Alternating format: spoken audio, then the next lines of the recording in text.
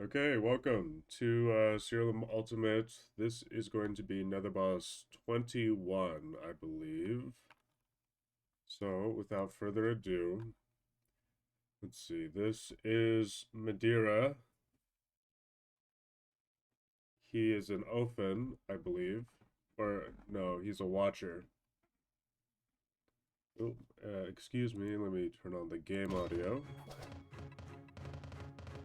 So, I'm planning to fight the rest of the Nether Bosses on difficulty 5. We fought a boss on difficulty 6 earlier. It wasn't difficult, it was just long and drawn out. So, I want to push to difficulty 9 and maybe do the last few Nether bosses on that difficulty, but we have to wait. Our team is basically ready to be updated. The only thing we need to wait for now is the assassination missions, so that we can get those artifact traits, the ones that we want on our team. And once we get those traits, we should be a lot more powerful, and we should be able to do a lot more damage.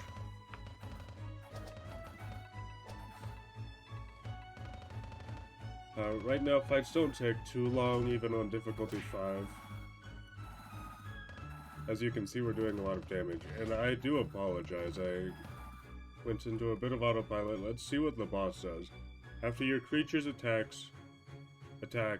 this creature attacks the enemy as well. When your creatures cast a spell, this creature casts that spell as well.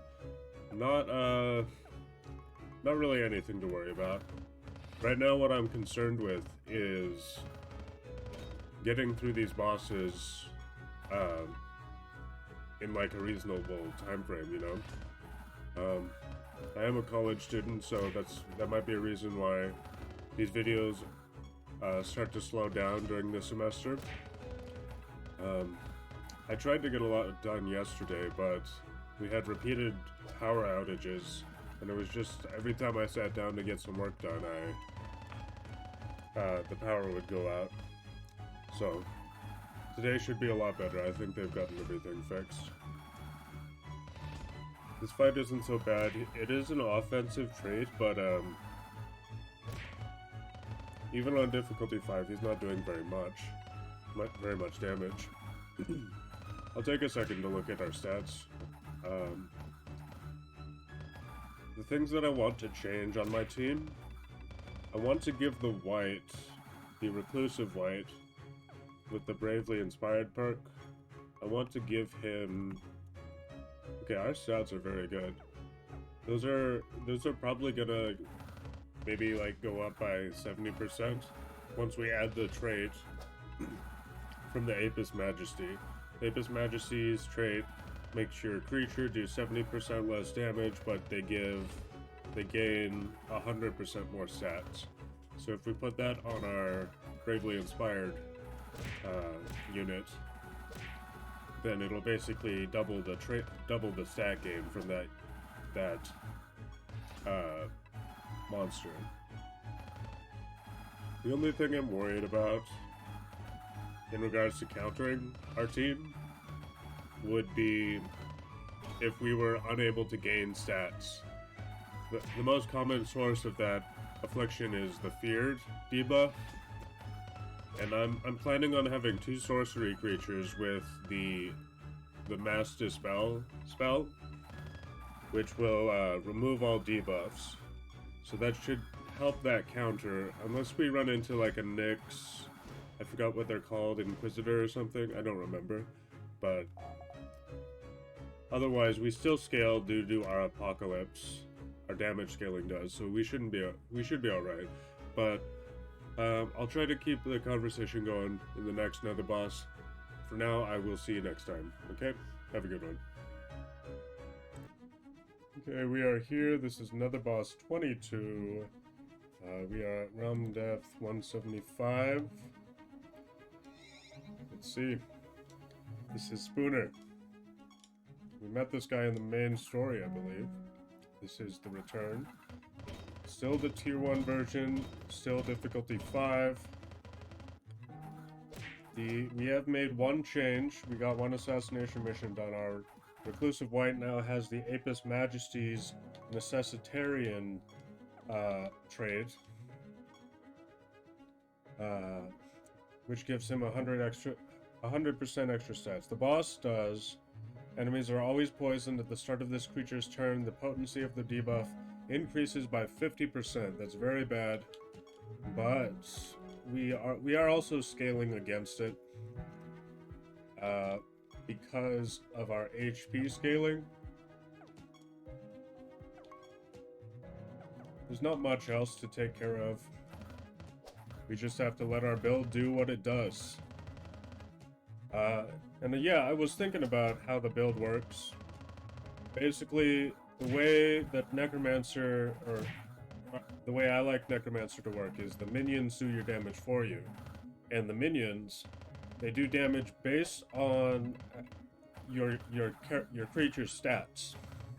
Like the zombies do 50% of the enemies of your creature's attack. Unstable Horror is 10% of your highest stat. Direwolves, I don't quite remember.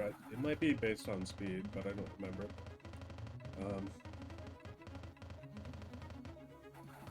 So that's why I've gone it so deep into this stats build. We're getting a lot of stats every turn, and with Hearty Appetite, we're also gaining HP off those stats. The one thing that counters our build is feared, or creatures that disrupt stat gain, like the Spectres or one of the Nyx units. But as you can see, we're doing very well. We're winning a lot faster than we had done in the past. Once the enemies get close to death, I will take a quick peek at our stats to see how well we're scaling. This is much faster. We still have more room to grow. We just killed the boss, by the way. Let's check our unit stats. We'll check this guy. He's got 100,000 attack, 116,000. That's the stat we want to have scaling up. Everything else is at least 50,000, 70,000. That's so much better than we have been doing in the past. That's the power of just changing out one trait slot. If you haven't, I really recommend going to the Siralim planner. It has a reference of all the different traits in the game. You can take a look at all your units at once, plan out your traits and who's going to get what. It's a very useful tool. I recommend using it. I'm going to link my build in the description, so you should be able to go to that website and use it for yourself if you like. This was an easy fight. We are going to wait until we finish our build to push to difficulty 9, but for now we are chilling, okay? So I will see you in the next boss. Okay, thank you very much. Okay, welcome. This is Nether Boss 23. We are in the Forgotten Lab, and this is Deathwalker. Okay, let's see what he does. I didn't see any Nether Bosses. I did actually take a cursory glance at all the Nether Bosses that we had left. I didn't see anything that we should be worried about in terms of blocking stat gain. So I'm really not worried yet. Let's see. Enemies, all creatures always have Scorn. This switches between Silenced and Scorned at the start of the creature's turn. That's honestly not bad, but very annoying. Okay, we're not Scorned right now.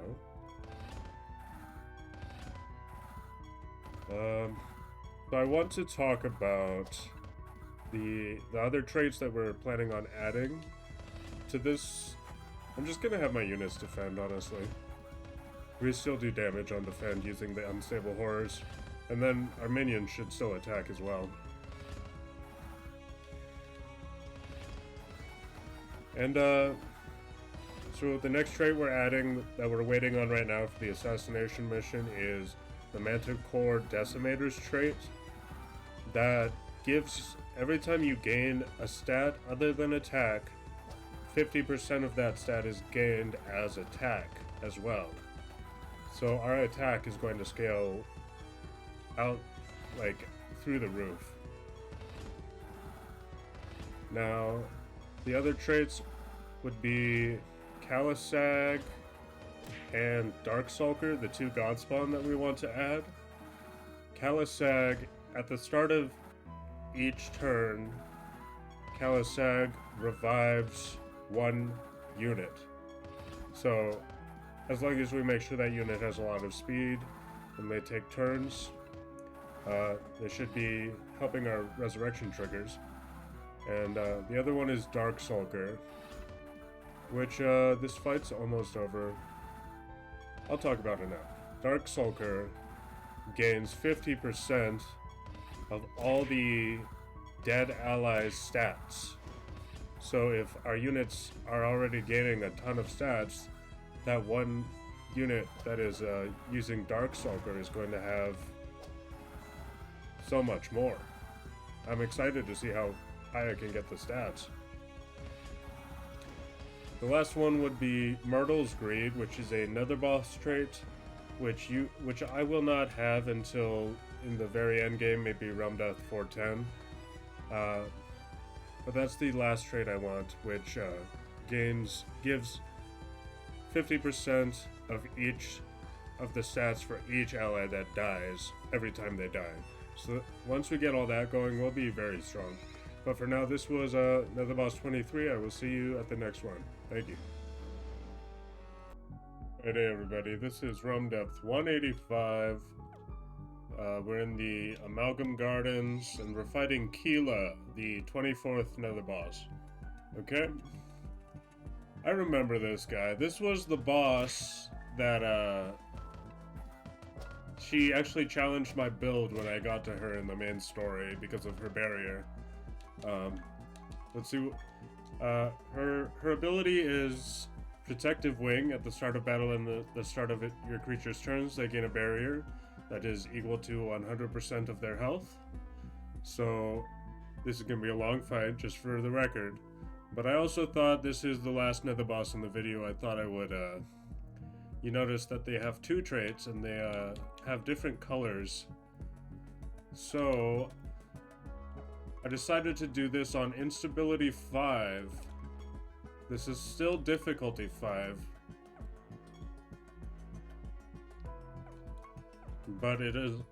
all the units have extra traits, there's extra realm properties. I didn't look into them too hard.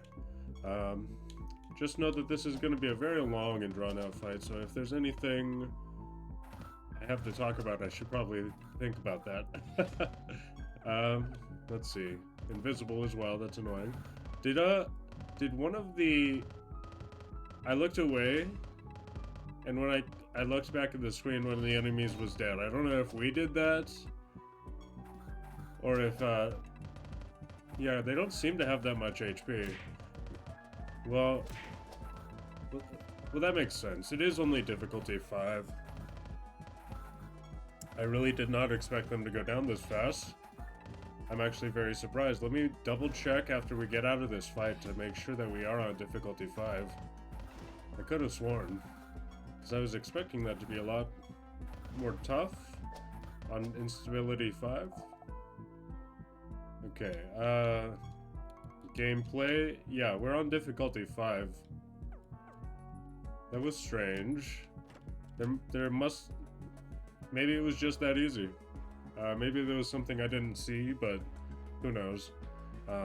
There's so much going on Instability 5, and it's not that important. But anyway, I will try to get my build online for my stream tomorrow, and we'll do some more Nether Bosses then.